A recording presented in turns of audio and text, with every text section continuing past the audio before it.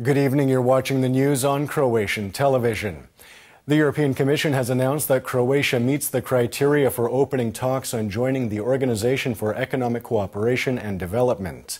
As such, the Commissioner for Trade, Cecilia Malmström, has called on Slovenia and Hungary to lift their blockade of Croatia's membership of the OECD. The 35 OECD member states represent roughly 63% of global GDP and 75% of global trade. Croatian President Kolinda Grabar-Kitarović was in Slovenia today, where she attended an informal lunch organized by her Slovene counterpart Borut Pahor. At the beginning of his new mandate, Pahor invited the heads of state of all neighboring countries, Croatia, Austria, Hungary and Italy, to discuss strengthening bilateral relations. However, only the Croatian and Italian presidents showed up, as both the Hungarian and Austrian heads of state were forced to cancel at the last minute. Maintaining good neighborly relations with all neighboring countries is very important to Croatia, and I want to emphasize that it is always important to view our bilateral relations in totality, not just through a few unresolved issues. Therefore, I feel that these kinds of issues, including the border with Slovenia, must be resolved in open and friendly dialogue, and they must not be allowed to overshadow or dominate our otherwise excellent relations. I have always advocated and been a loyal practitioner of the politics of good neighborly relations. Our primary goal is to seek out peaceful cooperation and to peacefully and in cooperation find solutions to open issues and respect agreements we have reached. The Fitch Ratings Agency has raised Croatia's rating to BB+ with a stable outlook. Fitch analysts say that the new rating is primarily thanks to stable economic growth and an excellent tourist season. They further noted an improvement in public finances, emphasizing that in 2017, Croatia had achieved a general state surplus for the first time in its history. This is the first time Fitch has raised Croatia's credit rating since 2004. This means that we are still on the route we set out for ourselves, which is to return to an investment grade as soon as possible.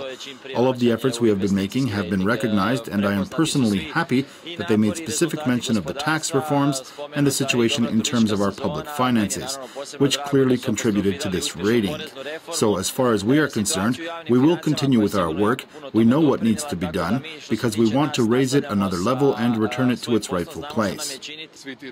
All of these results, managing a crisis in the country's biggest company as we have, has obviously resulted in these positive marks from key international rating agencies. In these first 10 or so days of the new year, following the news of the surplus, this is yet more encouraging news for the Croatian economy, but also for us in government to continue with the process of implementing reforms. Senior SDP officials are meeting in Ogulin this weekend. They are analyzing the current situation in the party and the dissatisfaction of some party members with the current party leadership. They are expected to adopt an action plan in an attempt to improve the party's rating, which is at its lowest point in the past 3 years. Up until now, I have avoided reacting to the lies, spins and backstabbing and the spreading of lies about the SDP, but from now on I will begin to do so. The SDP is a party which, in spite of these things, is the largest opposition party in the country.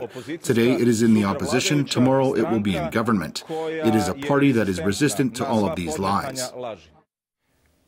Meanwhile, in an interview for Croatian radio, SDP Vice President Zlatko Komadina called on hardliners within the party to be more flexible in their views. People in the party have to understand that they have to adjust their views, for example, the diaspora. As far as I know, our constitution foresees the right for the diaspora to vote. We didn't react to this before because it was a different political time. But now I think that this is an issue worth discussing. People living in the diaspora are not second-class citizens. The Change Croatia party has accused government of trying to privatize the Croatian Postal Bank, the only domestically owned bank in the country. They claim that instead of allowing citizens to become shareholders in HPB, government is trying to recapitalize the bank with money from pension funds that have long been in foreign hands. It is somewhat curious that this bank registered losses last year with a management that was appointed by the SDP, and the HDZ has left that same management in place. Why is that? Is it perhaps that this is a testing ground for a future grand coalition and their common interests, not just in this bank, but in the implementation of the SDP and HDZ's economic and financial policy of the past 20 years?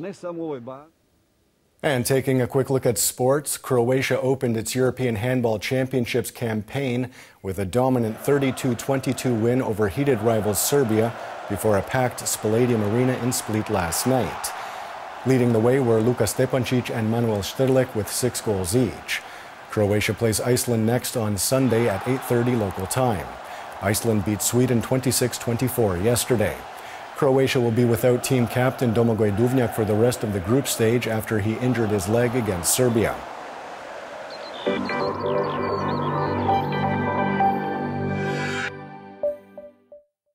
And now the forecast for tomorrow. Moderate to heavy cloud cover in the interior with a chance of some light snow in mountainous regions and some light sleet and snow in the northwest. Partly sunny on the coast with increased cloud cover in southern Dalmatia where there will be some intermittent rain. There will be a mild to moderate northeasterly and easterly inland with a moderate to strong northeasterly on the Adriatic, reaching gale-force gusts at the foot of the Velebit mountain. This will weaken in the afternoon and shift to an easterly and southeasterly in Dalmatia. Morning lows of -3 to +2 degrees Celsius in the interior, 4 to 9 on the coast, will give way to highs of -1 to +4 degrees inland, 9 to 13 on the Adriatic.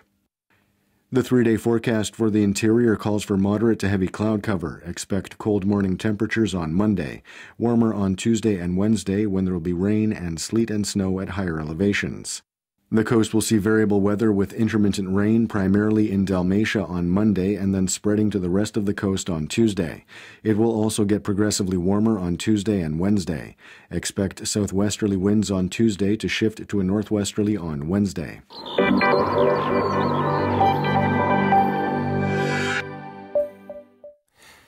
And that wraps up the news. Be sure to join us again tomorrow night.